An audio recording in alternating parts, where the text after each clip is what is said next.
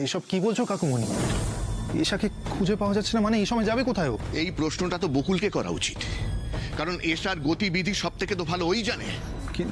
মানে কাকুমণি আমি কি করে জানবো এশা কোথায় গেছে? আমি তো এইমাত্র কলেজ থেকে ফিরলাম। আর তুমি আমাকে কেন এভাবে বলছো আমি তো বুঝতে পারছি না। আচ্ছা, না বোঝার ভানটা তুমি কেন করছো বলো তো? হ্যাঁ, কেন করছো? কাল তো ঋষি বলল এ বাড়িতে এশার সব থেকে ভালো বন্ধু তুমি, কথাটা ভুলে গেলে? না, ভোলেননি, উনিও ভোলেননি আর আমিও ভুলিনি কাকুমণি, কিন্তু এটার সাথে এশাকে খুঁজে না পাওয়ার কি সম্পর্ক আমি তো সেটাই বুঝতে পারছি। সম্পর্ক আছে ঋষি, অকারণে কোনো কথা আমি বলি না। সব থেকে ভালো বন্ধু তো সব থেকে ভালো জানবে যে সে কোথায় যায়, কার সঙ্গে মেশে, ইভেন এখন সে কোথায় যেতে পারে। আর দেখ, প্রথম থেকে এই বিয়েটার ব্যাপারে বকুলের অমত ছিল, সে কথাটা আমাকে বারবার ও এসে বলেওছে। কিন্তু আমি কি বলেছিলাম? বিনা প্রমাণে এই বিয়েটা আমি ভাঙতে পারবো না। তার জন্য কি করলো? এশাকে এই বিয়েটার বিরুদ্ধে করে দিল। আর আজ সেটাই হয়েছে যেটার ভয় আমি পাচ্ছিলাম। কি ভয় পাচ্ছিলে? বকুল, এশাকে বাড়ি থেকে পালানোর বুদ্ধিটা তুমি দিয়েছো বকুল। কাকুমণি, তুমি ভাবলে কি করে আমি এশাকে এরকম একটা কাজ করতে উৎসাহ দেব? কাকুমণি, তোমার আমার উপর এতটুকু ভরসা নেই? না, নেই, একদম নেই।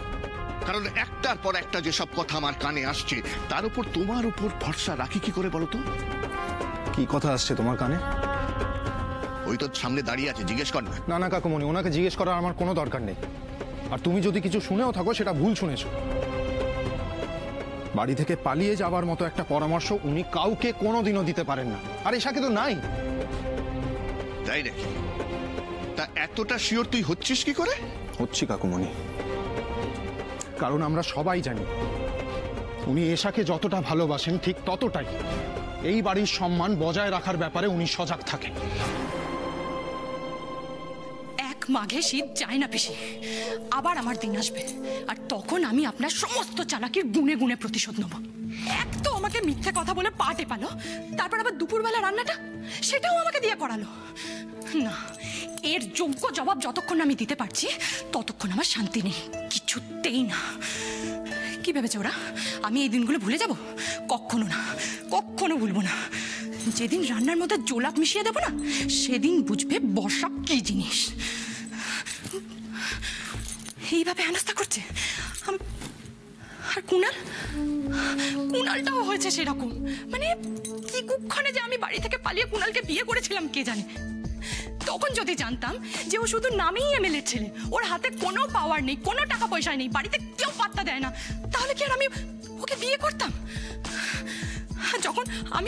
যখন বাবার বিয়ে ছিলাম তখন আমাকে কত তোয়াজ করতো, সারাদিন খালি বেবি বেবি জানু জানু।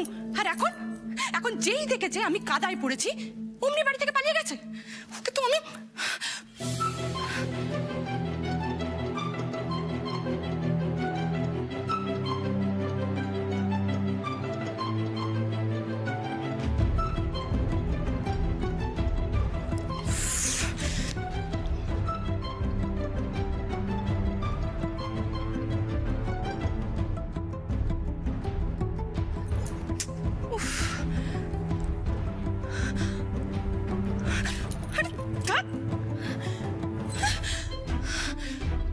চুলোয় বসে আছে কে জানে।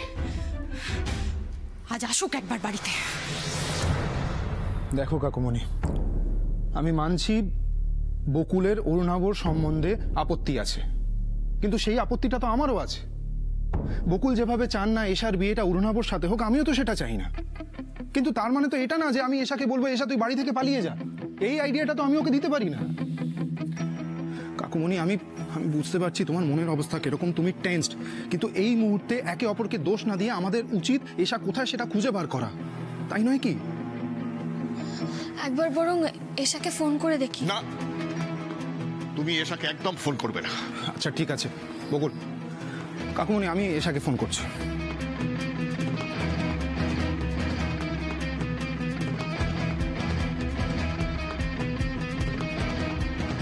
এশা ফোনটা বন্ধ করে রেখেছে কেন? কি হয়েছে? এশা ফোন ধরছে না? সুইচড অফ বলছে। বাহ, চমৎকার, একেবারে ফুল প্রুফ প্ল্যান। হ্যাঁ, প্রথমে বাড়ি থেকে পালিয়ে যাও, তারপরে ফোনটাকে সুইচ অফ করে দাও, যাতে কোনোভাবেই বাড়ির লোক তোমার সাথে কন্ট্যাক্ট করতে না পারে। আচ্ছা, এইবার পুরো ব্যাপারটা আমার কাছে জলের মতন পরিষ্কার। কাকুমণি, তুমি শুধু নেগেটিভটাই ভাবছো কেন? আমি তো সেটাই বুঝতে পারছি না। অনেক কারণে ফোনটা সুইচ অফ হয়ে যেতে পারে। ফোনের চার্জ শেষ হয়ে গেছে, বা হয়তো ফোনটা এমন জায়গায় আছে। আসলে ও তো বেশ কয়েকদিন কলেজ যায়নি।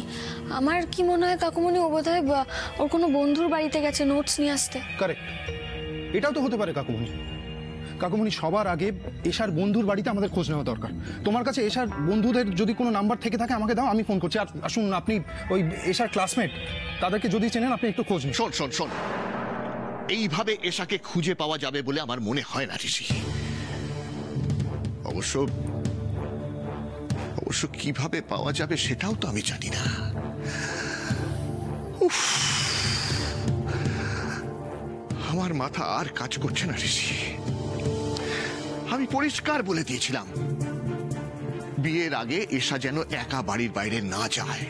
তারপরেও কোন সাহসে এশা একা বন্ধুর বাড়িতে যায়? কি করে এখন আমি আমার মেয়েটাকে খুঁজে পাবো? কাকুমণি প্লিজ প্লিজ, এত টেনশন করো না। শোনো, তোমাদের কোনো কথা আমি শুনতে চাই না। শুধু একটা কথা মনে রেখে দিও, আমার মেয়ের যদি কিছু হয়ে যায় আমি কাউকে ছাড়বো না।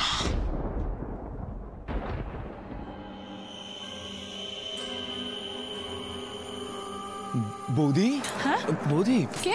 আমি কিছু হয়নি। তুমি উঠলে কেন? ইমা উঠলে কেন? রেস্ট করো। তোমার তো এখন রেস্টের দরকার বৌদি। সারাদিন তোমার উপর দিয়ে যা ধকল যায়। থাক, আর নাটক করতে হবে না।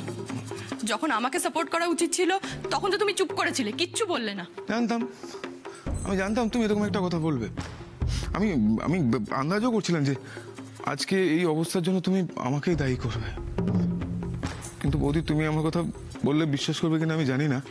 আমি মাকে বারবার বলি যে বৌদির উপর কোনো রকম প্রেশার ক্রিয়েট করো না। এত প্রেশার ক্রিয়েট কেন করছো? কিন্তু মা ওই একটাই কথা বলে, কেন?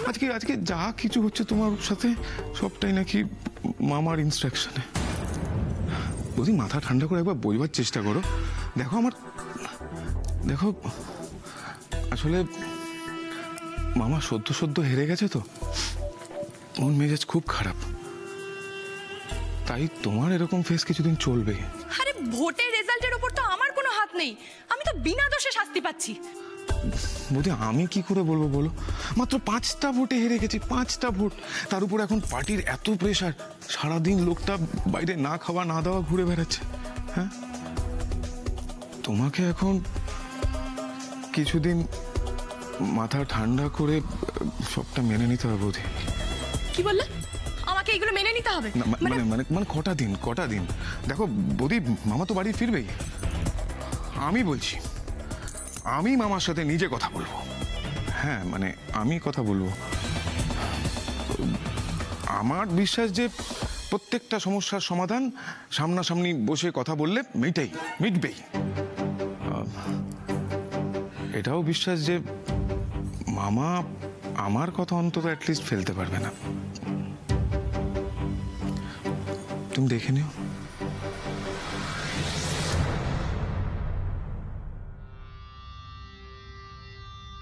খুব বড় ভুল করলো এশা, এইভাবে বাড়ি থেকে পালিয়ে গিয়ে খুব ভুল করলো। ও কি ভেবেছে আমি ওকে খুঁজে পাবো না? ও জানে না আমাকে। পৃথিবীর যে কোণাতেই ও লুকিয়ে থাক না কেন, ওর বাবা ওকে ঠিক খুঁজে বার করবে। এই বিয়ে ওকে করতেই হবে। এই তো এবার তোমাকে বাগে পেয়েছে। সকলের চোখের মনি হয়ে ওটা শখ ছিল না তোমার? আর যদি তোমাকে সকলের চোখের বালি না বানিয়ে ছেড়েছি, তো আমার নামও রোশনি নয়। এই যে বকুল, এশা কোথায় আছে ভালোই ভালোই বলে দাও, না হলে কিন্তু খুব পস্তাবে। রোশনিদি, তুমি তুমি কেন বুঝতে পারছো না? আমি সত্যি জানি না এসব কোথায় গেছে, কেন গেছে। তোমার একটা কথাও আমি বিশ্বাস করি না। তুমি সবটা জানো, আর তুমি তো প্রথম থেকে সবটা জানতে, তাও তুমি সকলের চোখে ধুলো দিয়ে এসেছো। রোশনিদি, আমি এই মুহূর্তে এশাকে নিয়ে খুব চিন্তিত রোশনিদি। এখন এইসব নিয়ে তর্ক আমার ভালো লাগছে না গো।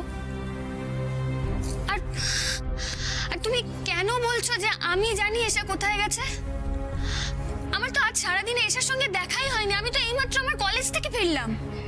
আজকে দেখা হয়নি তো কি হয়েছে বকুল? তোমাদের প্ল্যান তো আজকের নয়।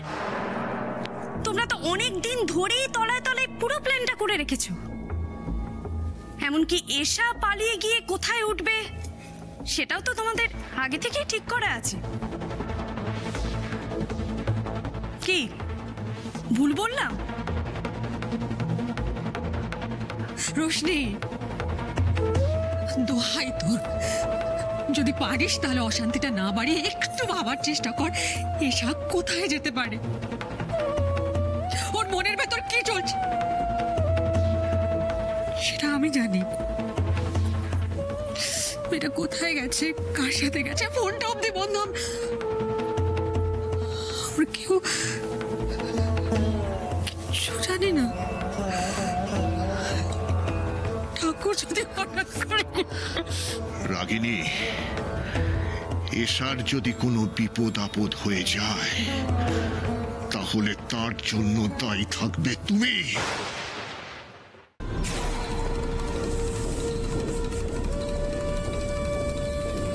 কারণ বারবার তোমাকে আমি মানা করে দিয়েছিলাম বিয়ের আগে এশা যেন বাড়ির বাইরে পা না রাখে। তা সত্ত্বেও তোমার চোখ এড়িয়ে এশা বাইরে গেল কি করে?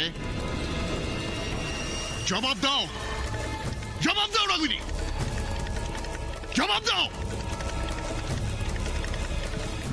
আমি আমি জানি না, আমি আমি জানি না।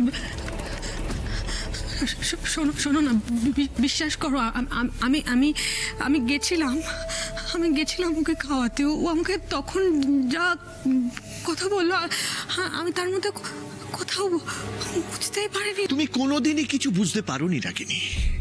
যদি বুঝতে পারতে তাহলে আজকের এই দিনটা আমাদের দেখতে হতো না রাগিনী।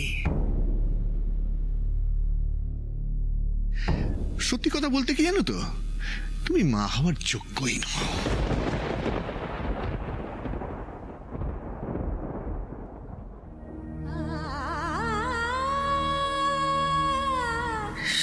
হ্যাঁ তাই।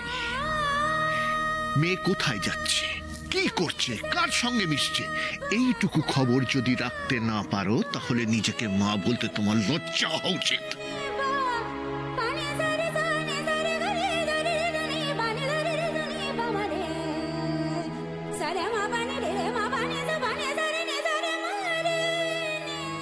দাঁড়াও কাকিমণি, এ তো সবে শুরু।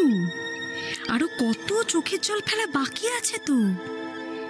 ধীরে ধীরে তোমার সব হাসি আমি কেড়ে নেব।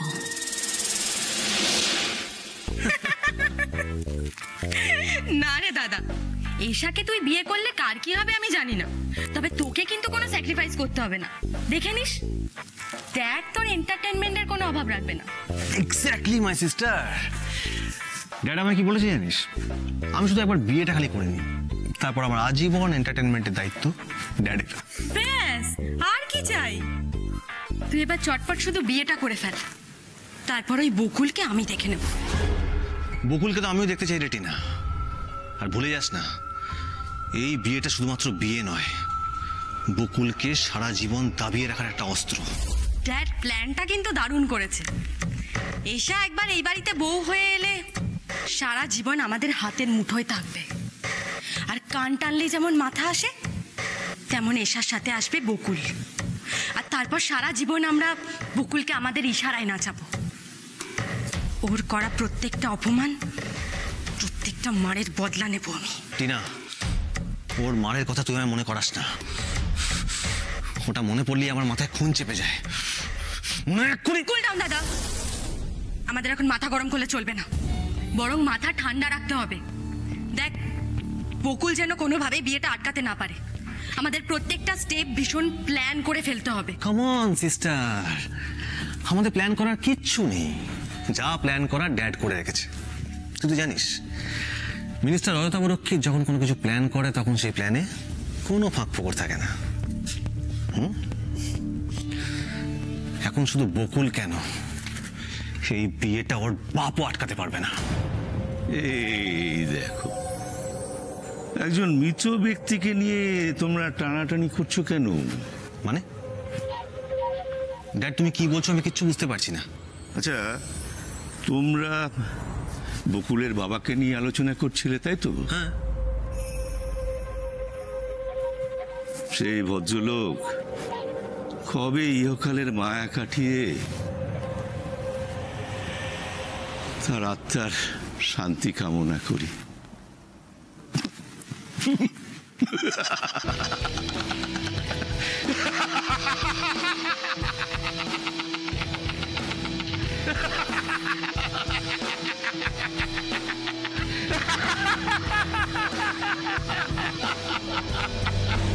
পরিবারের মধ্যে এরকম একটা অশান্তি বাঁধিয়ে তুমি নিশ্চয়ই খুব শান্তি পেয়েছো বকুল। দি ভাই, অনেকক্ষণ ধরে আজে বাজে বকে যাচ্ছিস তুই। এই পুরো ব্যাপারটায় বকুলের দোষটা কোথায়? ওর দোষ তো তোর কোনোদিনও চোখে পড়ে না ভাইয়া, কিন্তু আজ আর অন্তত ওর হয়ে কোনো সাফাই গাস না। ভাগ্যিস মা বাবাকে নিয়ে দাদা ভাইয়া সোনা বৌদি বিয়ে বাড়ি গেছে, নয়তো এসব দেখে শুনে মা বাবা কতটা কষ্ট পেত তুই একবারে ভাবতে পারছিস? ভাইয়া ভাইয়া এখনো সময় আছে, তুই বকুলকে জিজ্ঞেস কর যে এসা কোথায় আছে। না হলে কিন্তু কি কি হলো বল? না হলে কিন্তু কি পুলিশ ডাকবি? হ্যাঁ, প্রয়োজন হলে তাই করব। খুব ভালো, পুলিশ ডাক। আমিও চাই পুলিশ আসুক আজকে বাড়িতে। অনেকক্ষণ ধরে বকুলের নামে অনেক অ্যালিগেশন শুনে যাচ্ছি আমি। পুলিশ আসুক আর সবার সামনে প্রমাণ হয়ে যাক যে বকুল দোষী না নির্দোষ। কি হলো, ডাক। দাঁড়া, তুই কেন ডাকবি? শুনে আমি থানায় ফোন করে পুলিশ অফিসারকে বাড়িতে ডাকছি। থানায় কেন ফোন করছিস ছোটদা ভাই? কি হয়েছে রে?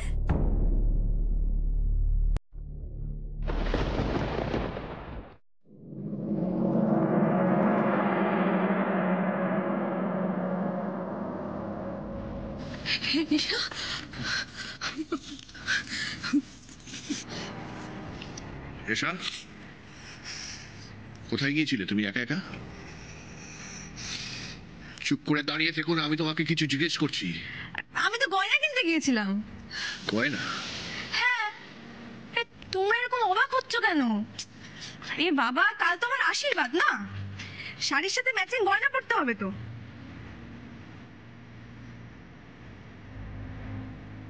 কি তোমাদের মুখ দেখে তো মনে হচ্ছে কালকে তারিখটা তোমাদের মনেই নেই। এক সেকেন্ড।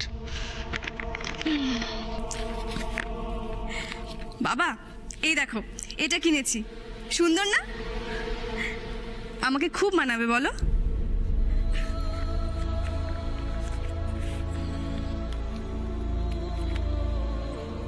মা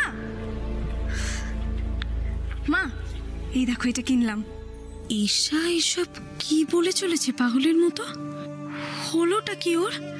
হ্যাঁ, হঠাৎ বিয়ে নিয়ে এত এক্সাইটেড? ও মা, তোমাদের কত স্বপ্ন বলো তো আমার বিয়ে নিয়ে। তোমাদের মনের মতো করে সাজতে হবে তো আমায়। তুমি খুশি তো মা?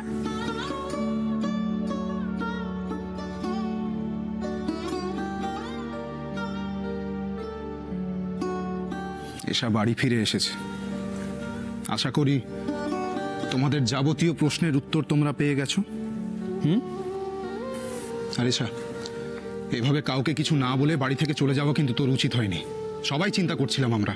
আরে বাবা, বলে গেলে সারপ্রাইজটা থাকতো কি করে? কেন, তোরা কি ভেবেছিলি আমি পালিয়ে গেছি?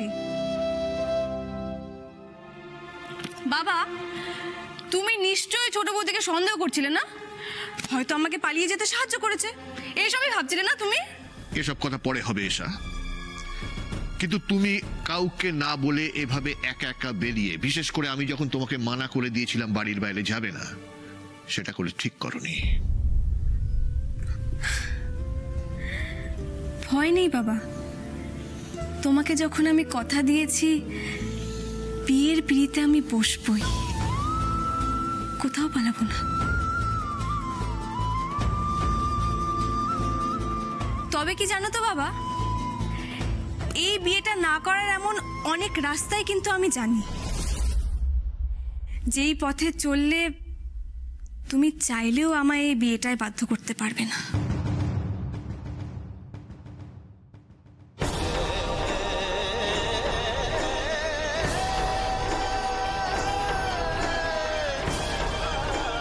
কি বলতে চাইছে ঈশা? ও খারাপ কিছু করে বসবে না তো?